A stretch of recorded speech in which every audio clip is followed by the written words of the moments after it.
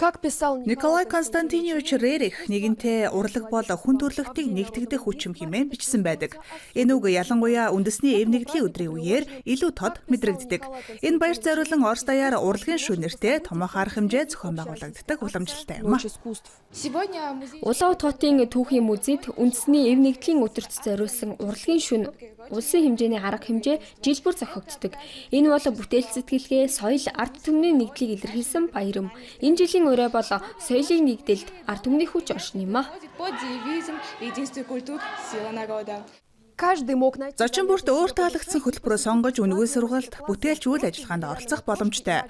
Модон матрешка болон үндэсний хувцастай хүүгийн дүрсийг будах, сувд болон шүрээр гоёл урлах, бугуйч хийх зэрэг мастер классууд өрнөлөө. Харин зарим хүн гэрэл зургаар урлах шинэ урсгалыг туршсан нь сонирхол татлаа. Өнөөдөр бид гэрлэр зурна. Үүнийг фризлайт гэдэг юм. Музей шөнө боловсролын хөтөлбөргүйгээр өнгөрсөнгүй. Энд зөвхөн Оросын ард түмний соёл төдийгүй бусад орны соёл уламжлалын талаарч лекц уншлаа. Тухайлбал Өмнөд Солонгосын хооллох соёл, ширээний ёс зүйн тухай танилцуулсан юм. Хятад тайванчууд савхаар болчихно. Харин солонгосчуудад халбгаар иддэг хоол олон бий. Үндэсний хөгжмийн зэмсэг болох гүйцлийг тоглох сургалт энэ удирдлагын хамгийн онцгой хэсэг байлаа. Зочид зөвхөн сонсоо зогсохгүй, өөртөө хөгжимдөж хамтдаа дууллаа. Одоо гаргаад, тайвшраад, эн чин цаас дарж болохгүй.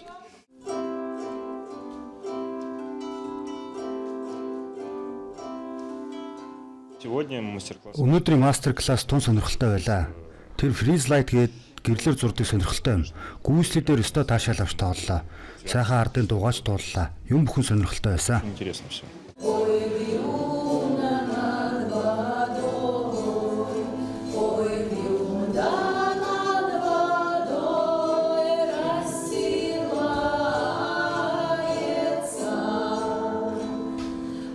Урлагийн шөнийн гол сэдвүүдийн нэг нь хүүхдийн уран бүтээл байлаа. Эхний давхурт залуу харц хэмээх хүүхдийн уран зураг, уран бүтээлийн 3 дугаар уралдааны шилдэг ажлуудыг дэлгэн үзүүлсэн бол 2 давхурт миний Орос уралдааны хүрээнд бүтээсэн плакатуудыг тавьжээ.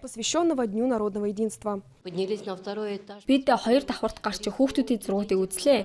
Тэд сэтгэл зүрхээ бүрэн шингээсэн байна. Сэдв нь нэг Орос шүү дээ. Гэхдээ хичнээн олон янзын санаа дүрсэл байна вэ? Гэр бүл, байгаль, эх орон сэтгэл бүгдийг багтаасан байна. Үнэхээр гайхалтай. Урлагийн шөнө бол нэг дор шин зүйл сурах, олон соёлтой танилцах зүгээр л сайхан уур амьсгалыг мэдрэх боломж олгодог баяр юм. Энэ арга хэмжээ урлаг бол хүмүүсийг нас сонирхлоос үл хамааран нэгтгэж чаддаг хамгийн хүчирхэг гүр гэдгийг дахин батллаа. Алена Михайлова, Данил Щербаков, Новости дня.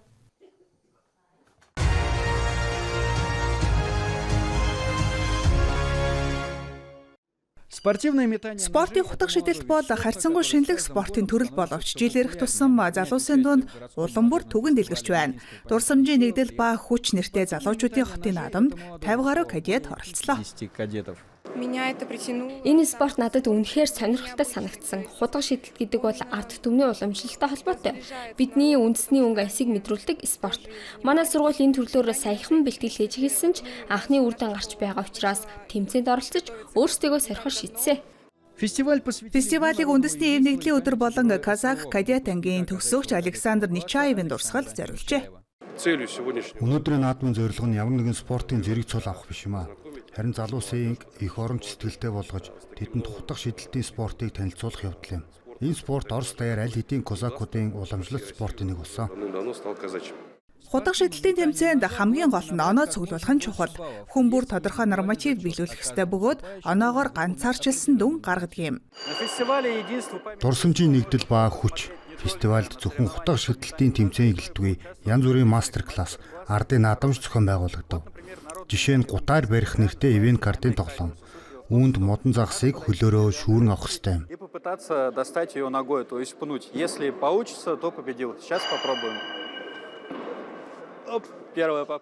Эхний оролдлого бүтсэнгүй. Гэхдээ хоёр дахь удаад амжилттай чадлаа. Маш хөвгөлтэй тоглоом юм байна. Тэмцээний ялагчид болон шагналт байрын эздэд цом, медаль, хөргөмжлөлийг гартуулан шагналаа.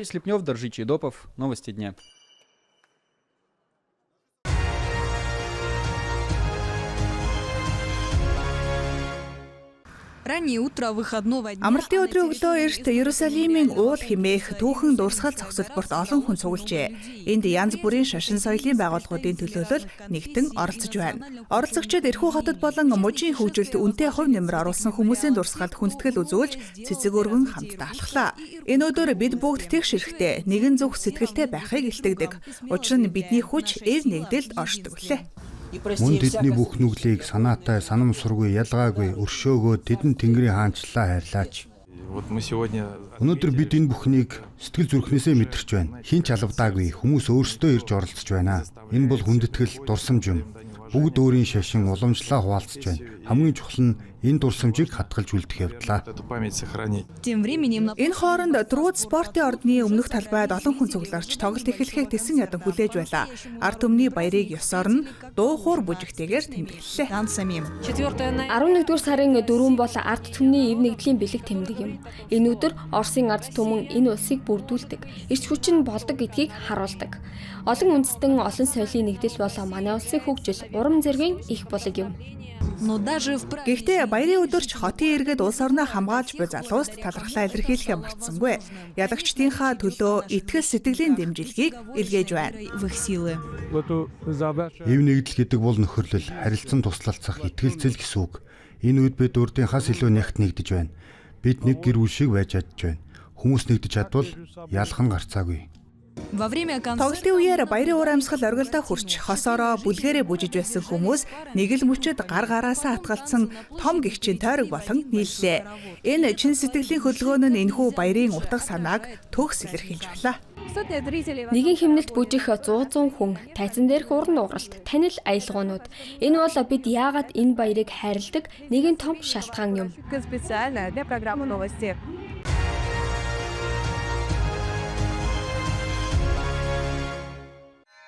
Хонхны дуу хүн бүрийн зүрх сэтгэлд хүрч хэнийг ч үл хайхрах байдлаар орхидоггүй. Хонхчдын тоглолт сэтгэлийг эзэмдэж онцгой уур амьсгал бүрдүүлдэг.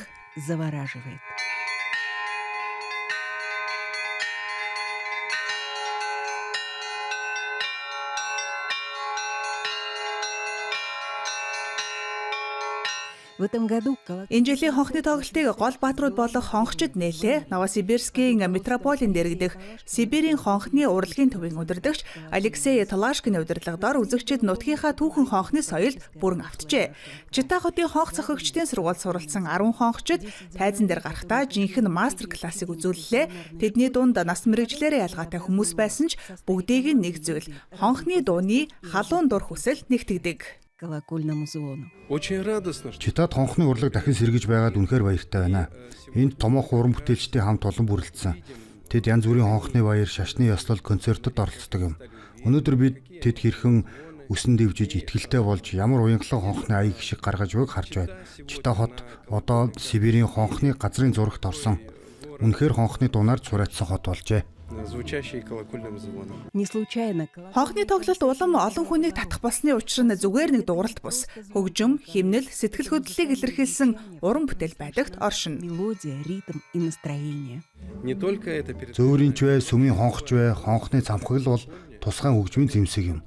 Түүний ханан хэсэг нь их бие, шат, шал, олс, удирдлагын пульт нь дотоод механизм. Харин хонхны багц нь энэхүү хөгжмийн зэмсгийн дуу гаргагч хэсэг юм аа. Хүссэн бүхэн цонх цохиж чадахгүй. Цонхны жинхэнэ игшгийг гаргахын тулд мэдлэг туршлах шаардлагатай.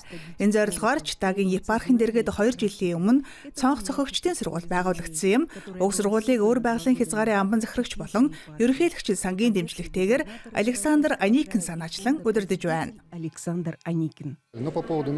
Энэ ажлыг би ганцаараа хийдэггүй. Бүх зүйл хамтын хүчний үр дүн. Манай багийн хүн бүр үн цэнтэй, өөрийн үргийг гүйцэтгэдэг. Энэ ажил хэрэгтэй гэдгийг нэгт мэдэгддэг юм. Хүмүүс ирнэ хонхны дуу тэдийг нэгтгэдэг. Энэ цаг үед хүмүүсийг талцуулдаг зүйл олон. Харин хонхны дуу тэднийг нэгтруулдаг юм. Бидэнд энэ урлаг урд хожид байгаагүйгээр чухал болсон. Өөр байгалийн хязгаарын хөгжлийн сан, мужийн амбан захирагчид талархаж байна. 2 дахь жилдээ доктортой дэмжиж байгаа нь бидний төслүүдийг урагшлуулах боломж болж байгаамаа. Өвөр байгалийн хязгаар нутагт 2 дахь жилдээ хонх цохигчдыг бэлтгэх сургалт үргэлжилж байгаа бөгөөд энэ урлагт суралцах хүсэлтэй хүмүүсийн тоо улам бүр нэмэгдэж байна. Үүний зэрэгцээ хонхны дууны шүтэн бишрэгчэд ч олширчээ. Энэ бол бурхны бэлэг гэж бодож байна. Бид бүгд энэ хамтдаа цуглаж энэ уур амьсгалыг мэдэрч чадлаа. Энэ дуу үнэхээр ид шидтэй. Сэтгэлийг ариусгаж эдгэж хүмүүсийг нэгтгэдэг. Тэгээд ч өнөөдөр Казаны бурхны эхийн баярын өдөр, Оросын эв нэгдлийн өдөр. Энэ өдөр бид ингэж л нэгдэх ёстой. Магадгүй энэ нь бидний үндэсний нэгдлээс санааж байж болох юм. Өнөөдөр энэ сүмд энэ тоглолтыг үзэж байгаадаа маш их баяртай байна. Тэр өдөр үзэгч бүрийг нэгтгэсэн зүйл бол хонхны дуу байлаа. Хүнийг өдөр тутмын асуудлаас холдуулж амьдралынхын дээд утга учирыг дахин нэг сануулж өгсөн юм.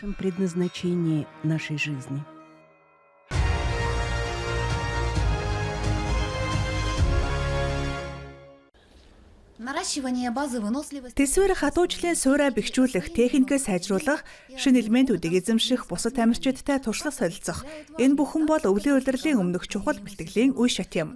Алдаан хотод Якут, Алстай орнууд, Сибирь болон Белорусын цанчид, за мөн Орос албаны улсын биатлон цааны шигшээ багуудын хамтарсан сургалт явагдаж байна. Энэ жил тамирчид урдынхаасаа арай орой иржээ. Учир нь алдаанд тогтвортой цасан бүрхүүл 10 дугаар сарын дунд үеэс тогтсон байна. Жил ирэх бүр цас орж эхлэх хугацаа улам хойшлогдож байна. Энэ жил бидний бэлтгэлийн хуваарч мөн арай хол тавигдсан. Гэхдээ азар яг сайхан цастай үед ирлээ. Цанч сайхан, нөхцөл ч маш сайхан байна. Төлөвлөсөн бүх бэлтгэлийг анхны өдрөөс нь саадгүй эхлүүлсэн. Одоо бүгд найрамдах Якут улсын Олимпийн нөөцийн сургуулийн цаана биатлоны зохицолбор тамирчдын сургалт үргэлжилж байна. Биатлончдын хичээлд зай туулалт болон буудлагын дасгалууд багтдаг. Цугларалтад оролцогчид 7 хоногийн эхэнд Алдаан хотод иржээ. Эндхийн нөхцөл үнэхээр төгс, хангалттай цастай, төвлөрсөн ёсоор бүрэн хэмжээний сургалт хийж байна. Харин цагийн зөрүү баггүй нөлөөлдөг. Жишээ нь Ураалын бүсийн тамирчидтай харьцуулахад 4 цагийн, харин төвийн бүсийнхтэй бол 6 цагийн зөрүүтэй. Тиймээс дасан зохицоход ойролцоогоор 3-5 хоног шаардлагатай. Тамирчид болон дасгалжуулагчдын хэлснээр бэлтгэлийн нөхцөл маш сайн бөгөөд бүх зүйл төлөвлөгөөний дагуу явагдаж байна. Өнөөдрийн цаг агаарч спортод тун тохиромжтой, хөнгөн жавартай цасгүй, харин биатлончдын хувьд багахан салхи бол бүр давуу тал гинэ. Салхи бол тэмцээний үеийн хамгийн чухал хүчин зүйл. Заримдаа уралдаанд саад болдогч бэлтгэл дээр бол эсрэгээрээ бидэнд тусалдаг. Салхитай нөхцөл дасгал хийснээр бодит тэмцээний үеэр салхи ихтэй буудлагын талбайд илүү сайн дүн үзүүлэх чадвартай болдог. Сургалт бэлтгэл амжилттай дуусны дараа тамирчид шинэ уралдаанууд дээр цааны спортыг төлөөлөн өрсөлдөхөөр замдаа гарна. Харин Алдаан хотод энэ улирлын анхны тэмцээн эх 7 хоногт болох ажээ. Татьяна Вахтина, Сергей Шипачев, Александр Лукин, Алдан.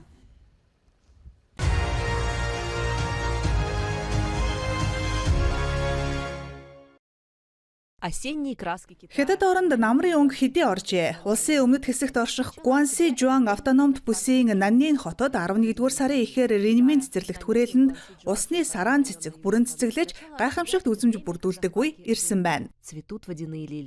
Байгаль үнэхээр үзэсгэлэнтэй байна. Усанд туссан цэцгийн дүрсийг зураглах надад маш их таалагддаг. Энэ бол үнэхээр гайхалтай үзэгдэл шүү. Харин улсын баруун хойд хэсэг дэх Шинжаан уйгурын автономт бүсийн Аксу аймагт алтран шаргалтсан Уляс модод жуулчдын нүдийг баясгаж байна. Сүүлийн үед эдгээр алтлаг улаасны ойг харуулсан гайхалтай зургууд олонтой харсан. Тиймээс өнөөдөр найз нөхдийн хамт эндэрч өөрийн нүдээр үзхийг хүссэн юм. Орон нутгийн захиргаа байгаль орчныг хамгаалах, аялал жуулчлал соёлын хөгжлийг цогцоор нь уялдуулах бодлого хэрэгжүүлж байна. Аялал жуулчлалын дэд бүтцийг шинжилснээр зочдын урсгал нэмэгдэж, бүс нутгийн эдийн засагт эерэг түлхэц өгч байна.